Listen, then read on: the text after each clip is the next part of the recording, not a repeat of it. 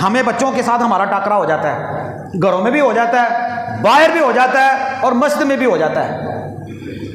घर के बच्चों को तो हम बर्दाश्त कर ही लेते हैं, अपने जो है वो नवासे होते हैं, अपने पोते होते हैं, पोतियाँ, इनको तो बर्दाश्त कर लेते हैं, इनके साथ तो बड़ा प्यार होता है। बच्चे हों गली के, बच्चे हो मोहल्ले के, या बच्चे हों मस्जिद के, अल्लाह अकबर। फिर जो हमारे दीनदार तबका है ना, वो ऐसा शोला बयां हो जाता है कि यकीन करें कि बच्चों की ऐसी की तैसी हो जाती है, वो मस्जिद में नहीं ठहर सकते। अल्लाह आपको ले जाए बैतुल्ला में, नहीं जाना लगता है, हाँ सुते हो लगता है। मेरा वैसे खुतबा एडा सोने वाला तो कोई नहीं होंदा, मेरा खुतबा सोने वाला तो कोई नहीं होंदा। पता नहीं तुम किमें सो जाते, मैंने तो समझ नहीं लगती। मैनू तो आते हैं सारे नमाजी ये एलोपैथिक जुमा पढ़ाता है, एलोपैथिक, तो असी होम्योपैथिक जुमा पढ़ना चाहते हैं, मिठा मिठा, ये एलोपैथिक पढ़ाता है।